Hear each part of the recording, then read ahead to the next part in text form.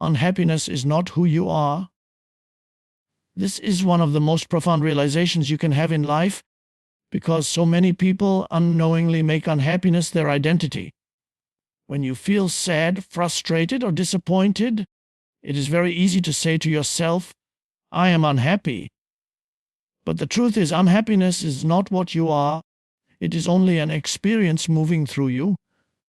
You are the awareness that notices it, the space in which it arises, and the one who can let it go. The moment you recognize this separation, a great freedom opens up. Think about the sky. On some days it is clear and bright. On other days, heavy clouds cover it, storms pass through, and rain falls. But the clouds are not the sky.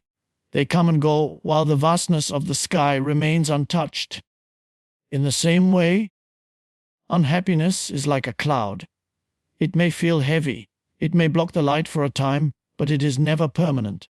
You remain the vast sky of awareness, unbroken, undamaged. The mistake comes when we identify with the cloud and say, "This is me."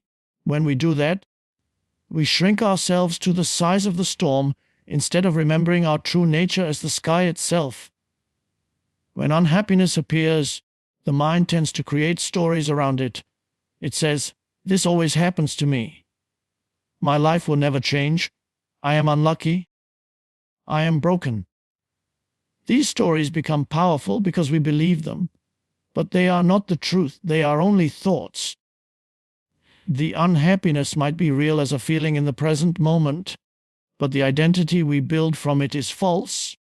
You are not an unhappy person. You are simply a conscious being who, in this moment, is experiencing unhappiness. This difference may seem small, but it is everything. Why is it so important to see unhappiness as separate from who you are? Because if you believe unhappiness defines you, you feel powerless to change it. It becomes a life sentence rather than a passing visitor. But when you see it for what it truly is, a temporary state of mind, you create space.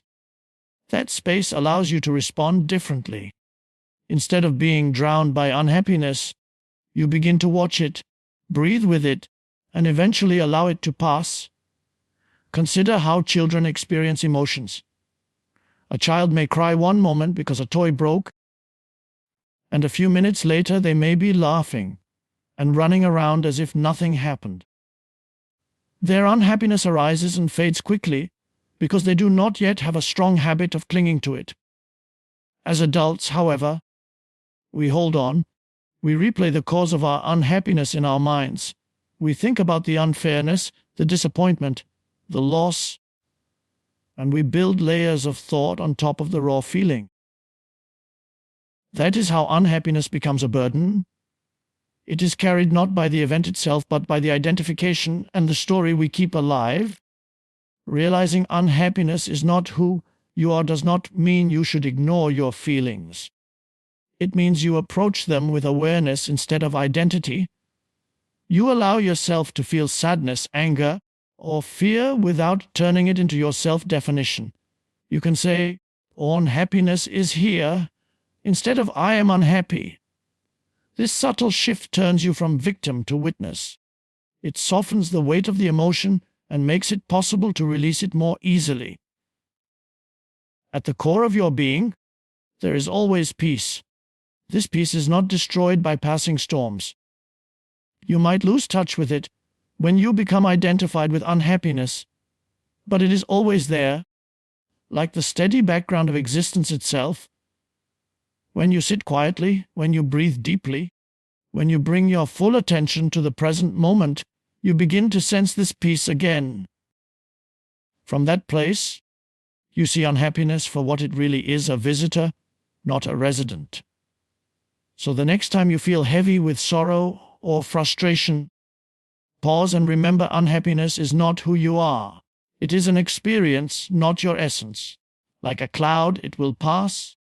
You remain the vast sky, unchanged, open, and free.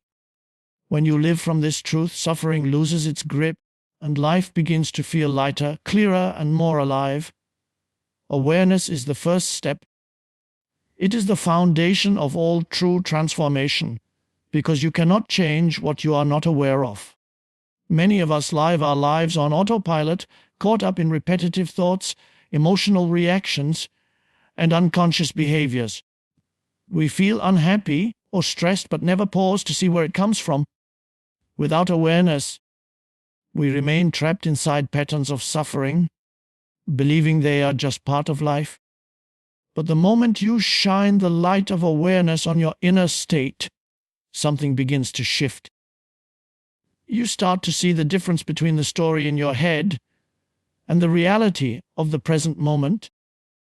That realization alone weakens the power of suffering. Awareness means becoming the observer of your own mind and emotions.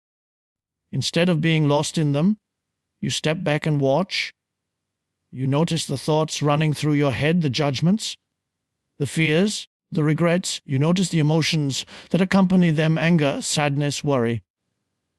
In this noticing, you create space between yourself and the experience. Suddenly you are no longer the storm. You are the one who sees the storm passing by. This is why awareness is the first step. It lifts you out of complete identification with unhappiness. Imagine living in a dark room for years, stumbling around and hurting yourself on furniture you cannot see. The moment you turn on the light, you understand what is in the room and how to move without harm. The furniture may still be there, but now you see it clearly. That is what awareness does. It does not necessarily erase every challenge instantly, but it allows you to see them with clarity. And clarity gives you freedom to respond differently. Awareness also reveals the unconscious patterns that keep unhappiness alive. For example, you might notice that every time you think about the past, you relive the pain of old wounds. Or you may see how comparing yourself to others makes you feel inadequate. These patterns repeat because they go unnoticed. But as soon as you become aware of them, you bring them into the light of consciousness, and once in the light, they cannot control you in the same way. You may still feel the pull of old habits, but awareness gives you the choice to continue repeating them or to release them. This is why spiritual teachers emphasize presence so much. Presence is another word for deep awareness of the now. When you are present, you are not lost in past regrets or future worries. You are awake to the simplicity of this moment, the sound of your breath, the sensation of your body, the colors and shapes around you. From this place, unhappiness often begins to dissolve on its own, because much of it was never in the present to begin with. It was in the mind's endless stories about what was or what might be. Awareness is gentle, not forceful. It does not mean fighting your thoughts or trying to suppress emotions. It simply means watching them without judgment, like clouds drifting across the sky. When you observe unhappiness with awareness, you may realize, here is sadness, here is fear, and just that recognition already creates distance. You no longer say, I am fear, but fear is here. This shift is subtle yet powerful. It transforms suffering into something you experience rather than something you become. Over time, awareness deepens. You may start noticing the very moment unhappiness begins to form. You catch the first negative thought before it spirals into a mood. You notice the tension in your body before it becomes stress. In this way, awareness acts like an early warning system, giving you the power to step back and choose presence rather than automatic reaction. The beauty of awareness is that it is always available. You do not need to search for it outside yourself. It is your natural state, the silent witness behind all experiences. You only need to remember to use it. Each time you bring awareness to a thought, emotion, or reaction, you reclaim a piece of your freedom from suffering.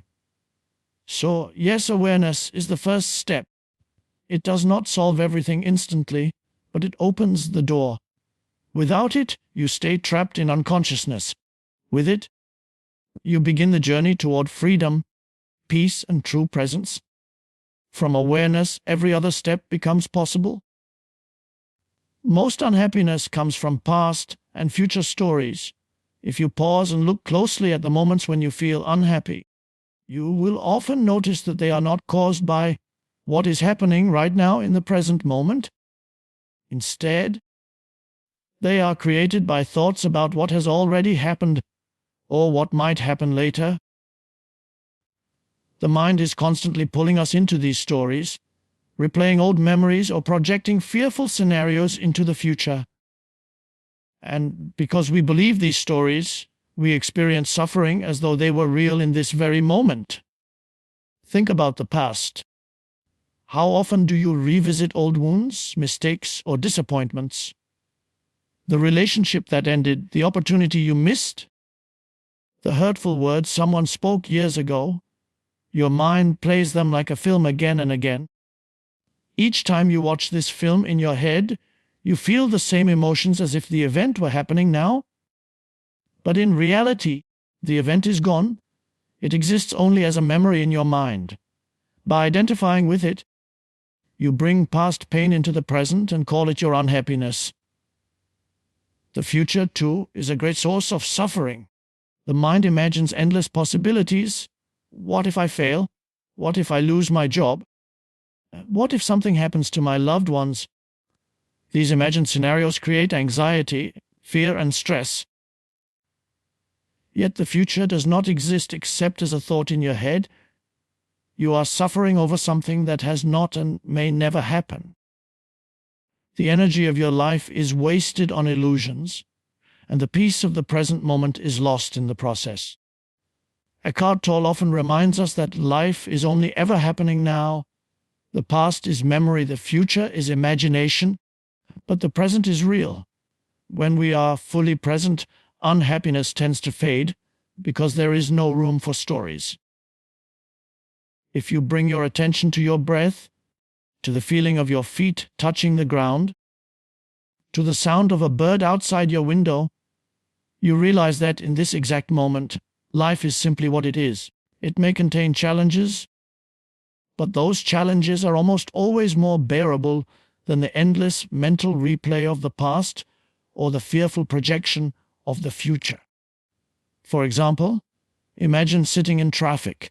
The mind may tell a story. This always happens to me. I am going to be late. My whole day is ruined. The unhappiness grows as the story grows. But if you drop the story and come back to the present, what do you find? You are sitting in a car. There are vehicles around you. The engine is running. That is all. Without the story, there is discomfort, perhaps impatience, but not the heavy suffering created by thought. Unhappiness from past and future stories often becomes part of our identity. Someone might say, I am unhappy because of what happened to me, or I cannot be happy until I know my future is secure. These beliefs keep suffering alive. But when you see that most of your unhappiness is not about the now, you begin to loosen its hold. You start to question, is this pain real in this moment? Or is it a story I am telling myself? That question itself can bring you back into presence. Of course, this does not mean we should never reflect on the past or plan for the future. Reflection and planning are useful tools. The problem arises when we confuse them with reality and let them dominate our minds. Healthy reflection learns from the past and lets it go. Healthy planning prepares for the future and then returns to the now. Unhealthy reflection is regret, unhealthy planning is worry. Both take you away from life itself, which is always happening, only here, only now. Most unhappiness, then, is self-created through our relationship with time. We carry yesterday's pain like baggage and borrow tomorrow's fears as if they were already ours. But the present moment asks for none of that. It asks only for our attention. When you come back to the now, unhappiness loses its fuel because it cannot survive without the stories of past and future. The invitation is simple but powerful. The next time you feel unhappy, pause and ask yourself, what is wrong in this very moment?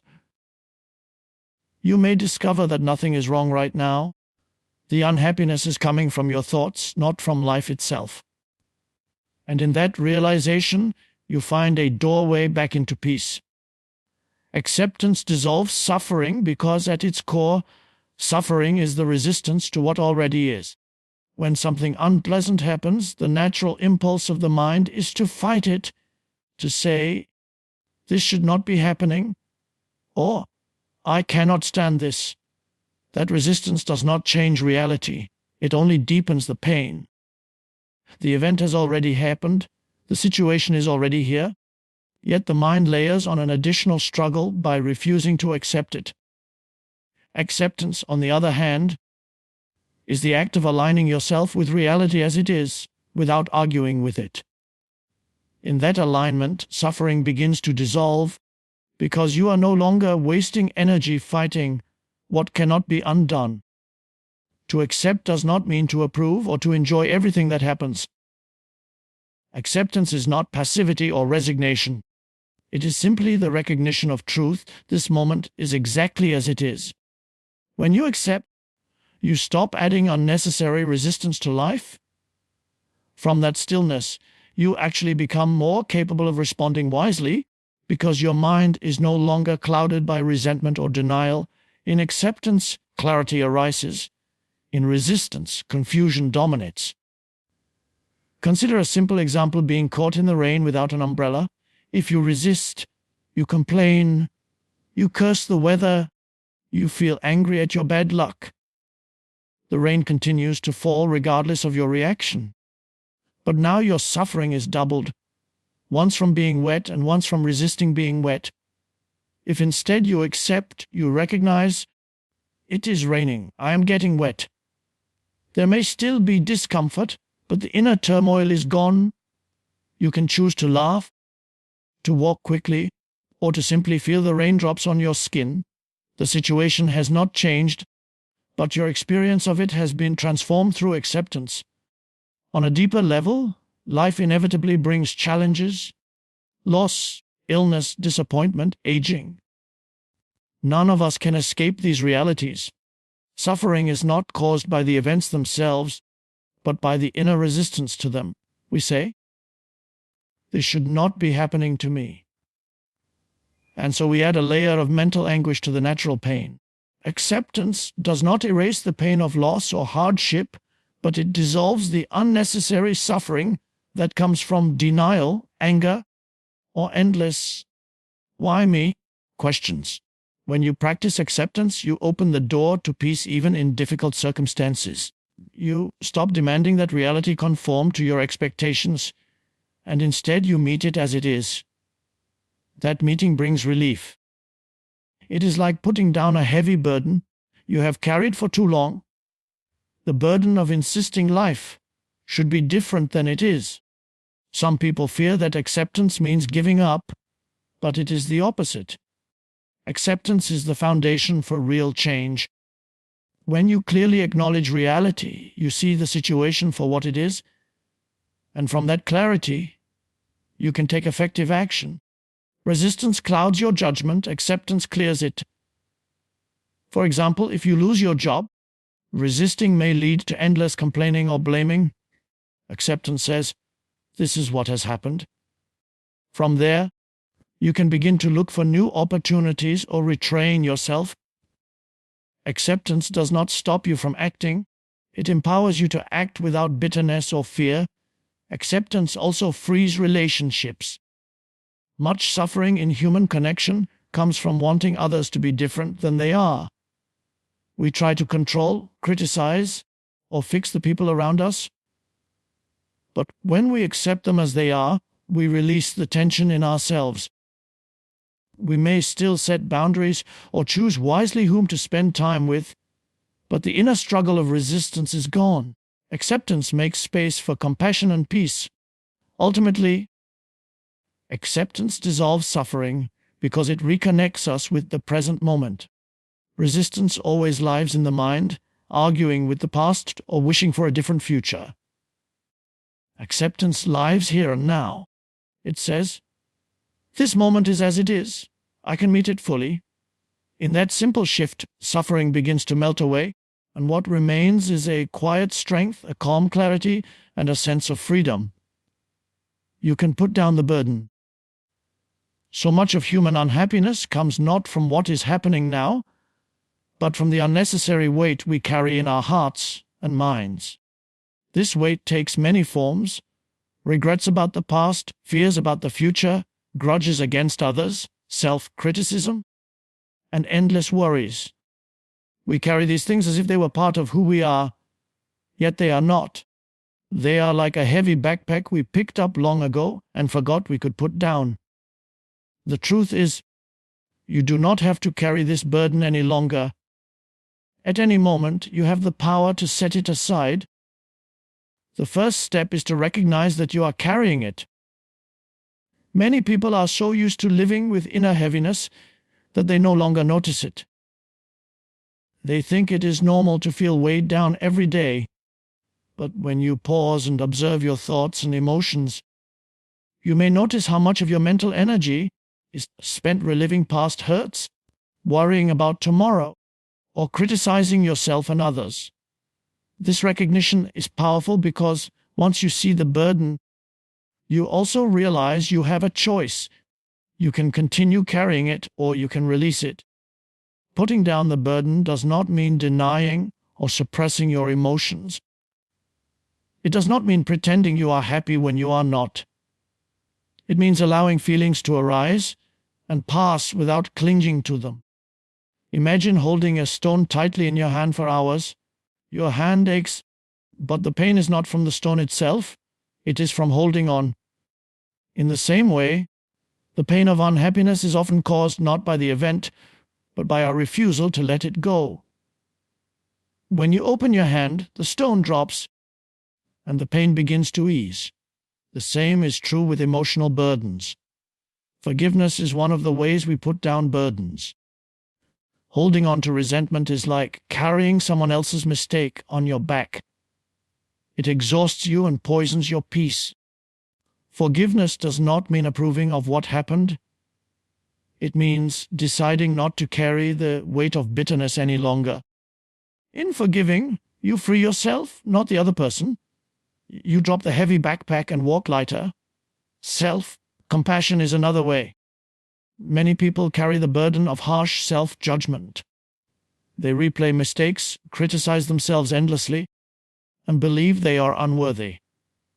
But life was never meant to be lived under such punishment. When you practice self-kindness, you put down that burden.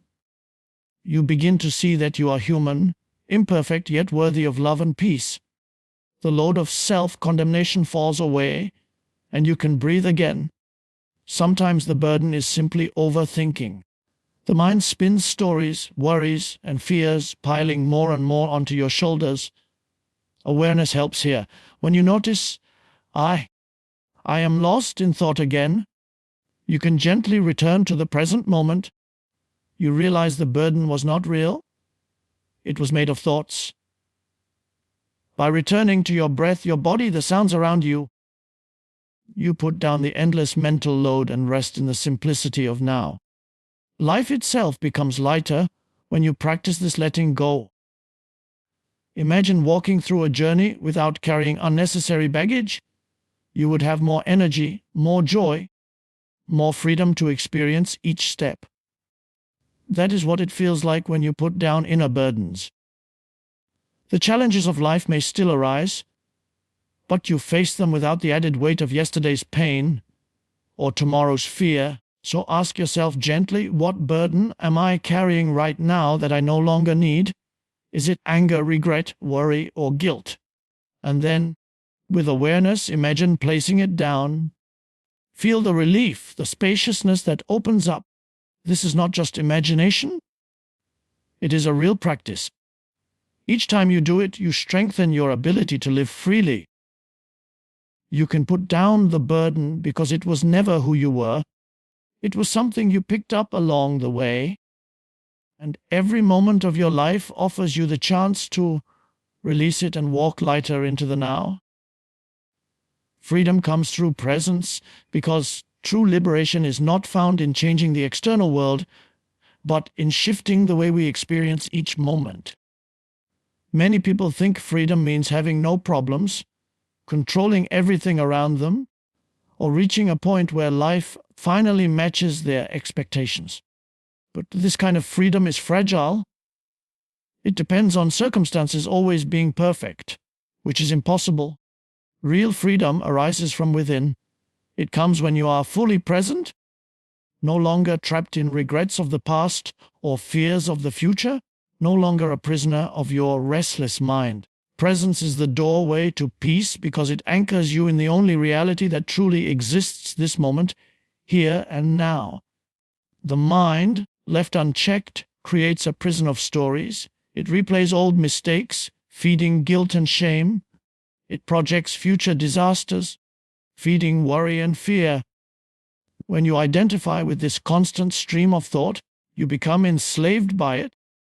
You believe you are the voice in your head, and so your happiness rises and falls with the stories it tells.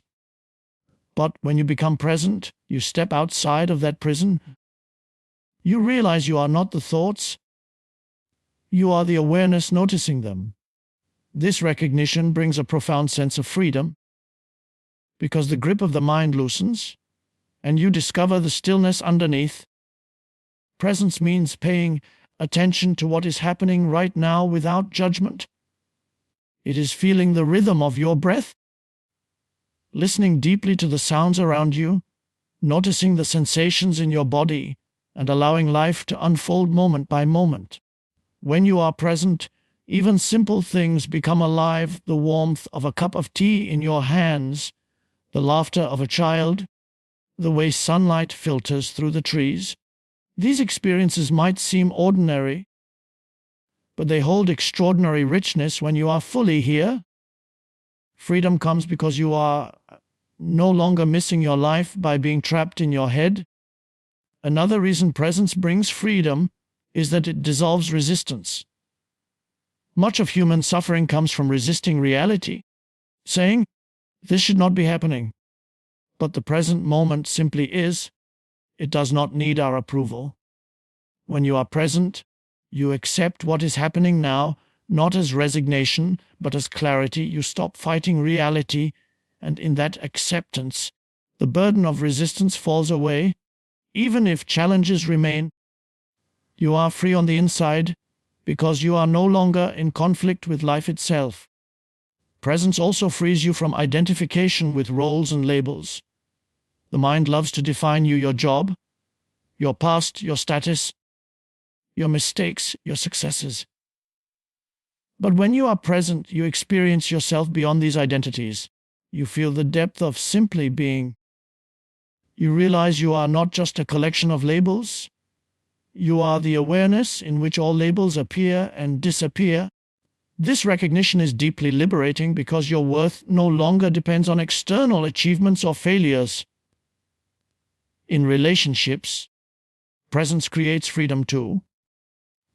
When you are present with another person, you truly listen without judgment or distraction. You no longer interact through the filters of past resentment or future expectation. Instead, you meet the person as they are, right now. This brings lightness, openness, and real connection. Many conflicts dissolve when presence replaces unconscious reactions. The freedom of presence is not something you earn in the future. It is available right now. You do not need to wait for your life circumstances to change. You can pause, breathe, and bring your attention to this very moment. In doing so, you step out of the prison of time, the endless pull of past and future, and return to the simplicity of being alive now. This is freedom, not needing life to be different in order to feel at peace. So whenever you feel trapped by stress, regret, or fear, remember that freedom is already here, waiting in the present moment. All it takes is awareness. By coming fully into the now, you discover a freedom no circumstance can take away, a freedom that is not fragile but unshakable, because it arises from the essence of who you are.